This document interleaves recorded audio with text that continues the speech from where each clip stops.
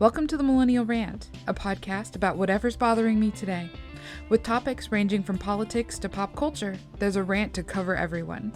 For more Millennial Rant content, you can join me on the web at millennialrant.com.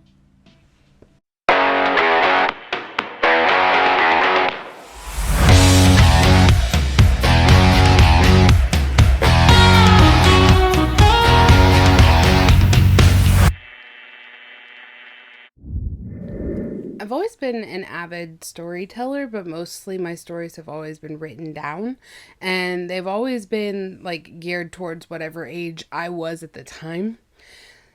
I remember most specifically that I started writing pretty avidly when I was about 12 or 13. I wrote a lot of Jedi Apprentice fan fiction, because that's what I was reading at the time and it really resonated with me. And so I would tell stories with my friends. We would go out in the rolling hills behind my best friend at the time.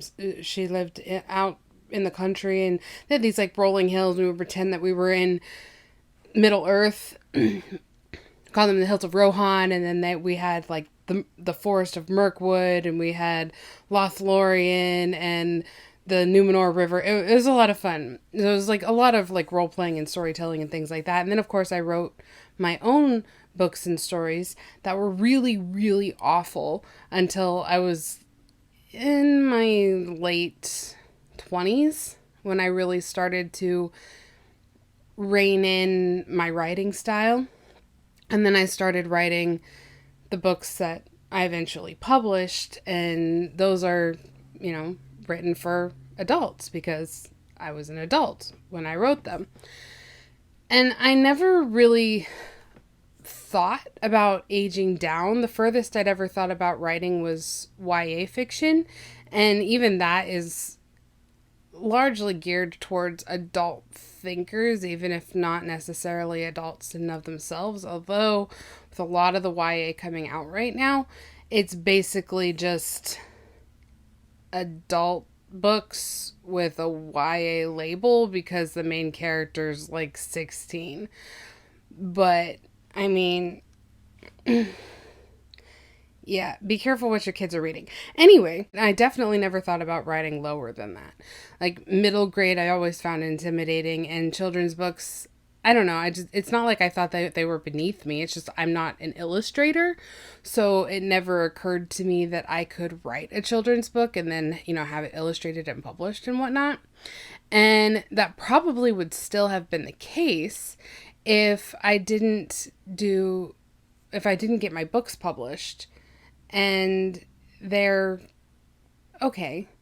I mean, they're the best I could do at the time, and I'm proud of them for sure. Are there mistakes? Are there things that could be changed? Are there things? Yes, absolutely. But I'm proud of them. They're a reflection of how I've grown as an author, because in my opinion, if you can look at what you've read and you can't see anything about it that could be improved, then you haven't changed as an author. And I changed a lot simply from the process of writing these books and then adapting them, because originally they were one really big book, adapting them into 3 books, which I didn't do particularly well. Would definitely go back and do it differently if I could. Maybe when the rights divert back to me in 2031, I'll look into doing that. But it was a process, and it was illuminating. I didn't realize how much trust I put into the traditional publishing system until I was in the traditional publishing system.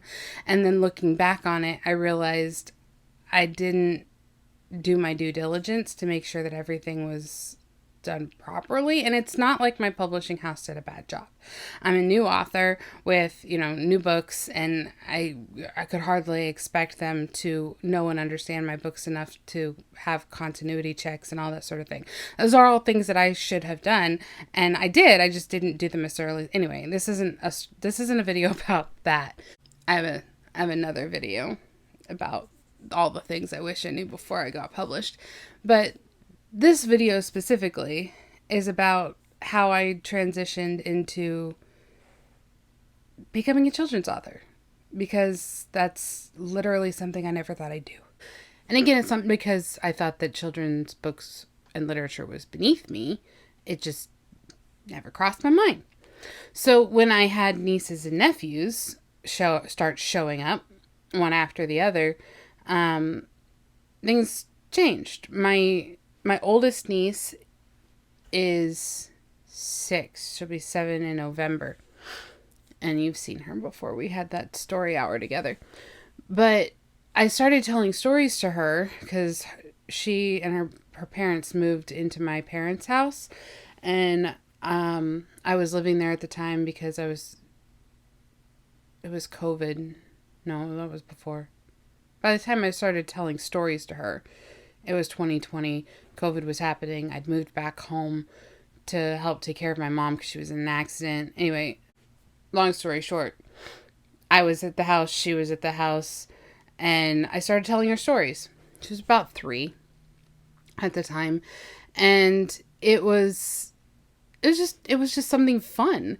But the first story I told was actually really good. Like, I'd never orally just sat down and told a story straight through start to finish before that point.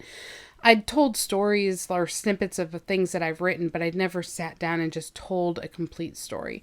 And it was only about 15 minutes, probably shorter, because like I said, Abby was 3. Her attention span wasn't that extensive. And it was a lot of fun. Like, a ton of fun. And so I started doing that fairly regularly. And because the first one was so good, I started recording them. And so I still have the recordings. Not of every story, unfortunately. Some of them I didn't grab my recorder for, or I didn't think to, I didn't have one, or whatever the case. So I didn't record those ones. I did, however, write the better ones down. If I hadn't recorded them, I wrote them down and then I had them that way, because I wanted to be able to share them with Abby again later when she grew up. And as she grew older, and as my other nieces and nephews grew older, it became kind of this almost inevitable thing that I would take the best of those stories that I told and adapt them into children's stories. But again, I'm not an artist. I can draw stick figures, but barely, and none of them ever look the same. So it's not great. And so I didn't really think that was something that I could do. I submitted the revised manuscripts to a few publishing houses, but nothing came of it. And a large part of that probably has to do with the fact that I had no idea what I was doing as a children's author. I basically adapted the stories into like adult stories. I just like took out all of the excessive description and just, but I mean, the language of them is definitely more elevated than most children's literature. Not so complicated that a kid wouldn't understand it, but definitely more sophisticated than See Spot Run, right? And personally, why wouldn't we write that way to children? Why wouldn't we write a little ahead of them to bring them up to where they should be as readers so that they can catch up, and then the next level is a little bit above that, and so they read that and they catch up, and then the next level, etc., etc.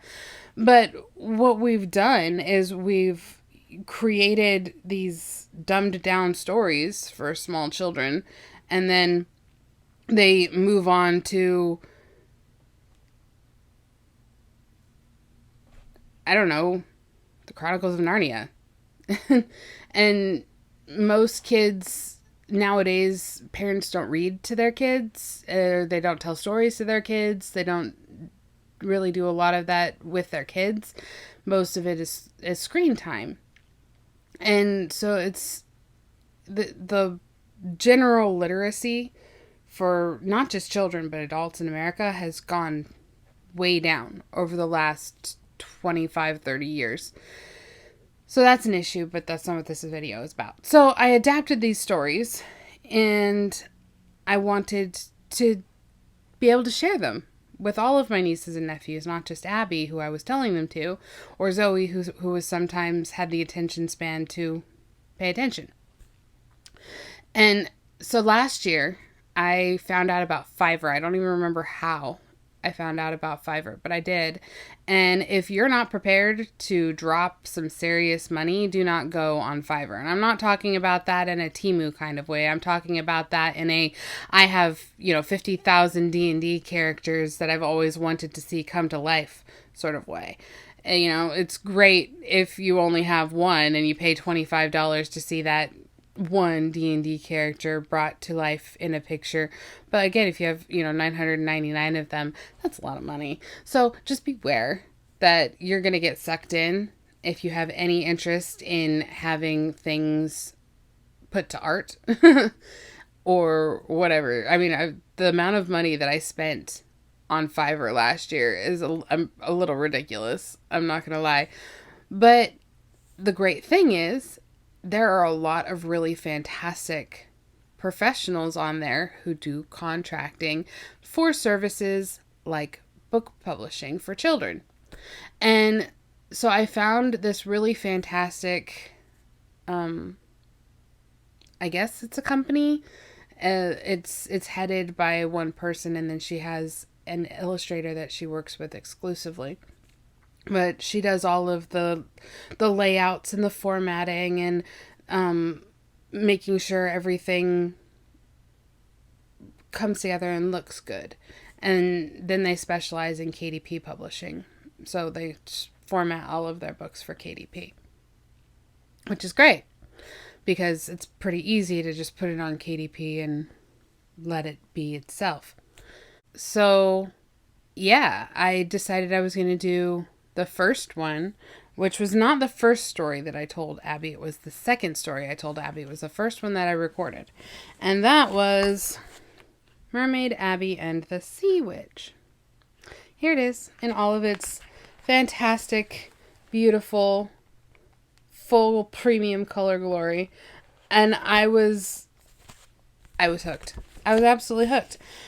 And the reason why is because I wanted to tell stories that were meaningful, that gave kids something to aspire to, not just as a reader, but as a storyteller.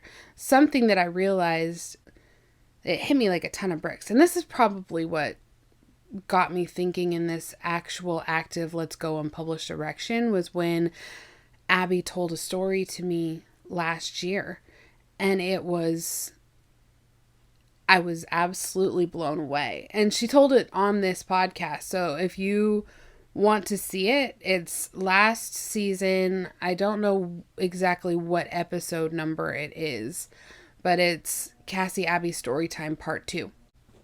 I was so impressed with it that I took that story and I adapted it and I got it turned into a book. So this is Abby's book that Abby told, and then it was adapted by me. And it's pretty short. It's occasionally nonsensical, but it's a complete story from beginning to end. And I was just so proud of her. I wanted her to recognize this as a significant achievement. And so I got it turned into a book, and now it's available on Amazon, and all of the proceeds she gets to keep. And it's something tangible that she'll be able to carry with her for the rest of her life. And when I saw that, and I saw how excited Abby was, how much she loves to, give people her book. Moms for America had a event at the start of March, and Abby went, and she sat at the Future Moms for America table, and she sold her book, $10. She got $10 for every book of hers that she sold. And she was so excited. She sat there and she signed it for everybody. She put a heart on it. She calls them love hearts, which I think is adorable. And she was just so excited, so thrilled. She went around the whole conference telling everybody, my name is Abby and I wrote a book. And it was beautiful, enthralling. It was just phenomenal. And I wrote my first book when I was 6, but I didn't have a cool aunt or, Amazon that would be able to make that book a reality. And now it is. And so since then, I have I adapted and published Princess Abby and the Frog, and this has a line through it because this is one of the proof versions before I got the official versions, but I promise if you buy it, the official version will not have a line through it. And I told her because we have a Princess and the Frog storybook, and it's terrible. Like, it's awful. The entire original premise of the original story was don't judge a book by its cover, which is important. We should learn that. But now in this day and age, that's something that's been so deeply ingrained in our culture. Don't judge a book by its cover. It doesn't necessarily always get followed, but it's something that we all know, right? So rather than have a fed up princess who throws a frog at the wall, he magically transforms into a prince, and on the next page they're getting married, I decided to adjust it so that it fit with what it was that Abby as a little girl needed to know. So this idea of this selfish princess who only wants someone to do her own bidding, and then she finds out that everything in her kingdom is a mess. And it's a large part of it is her fault. And she wants to fix it. She wants to be better. She wants to learn how to be a better princess. So the story isn't about not judging a book by its cover. It's about learning that everyone has the potential to be a frog, but they also have the potential to be a princess. So that's what I wanted Abby to get out of that one. And then the newest one just released is Abby and the Unicorn. And this is the very first story that I told Abby. It was not recorded, which is a shame. I would love to tell it again, because the great thing about oral stories is that they're meant to change. They're not meant to be the same every time you tell them, because you tell them to different audiences, and different audiences need to hear different types of things that aren't necessarily the same thing that a previous audience needed to hear. So you can cater it, you can tailor it. It's one of the wonderful things about oral storytelling that you don't get out of books. But books are important too. And Abby and Zoe and Owen are all learning to read with these books, which is kind of cool. But this one is, about Abby and her unicorn friend that she meets one day, and how they need to find the little unicorn's sister. And they have to go on a journey to find courage and kindness and love. And what are those? And what do they mean? And what do they mean to Abby? And how do they transform her?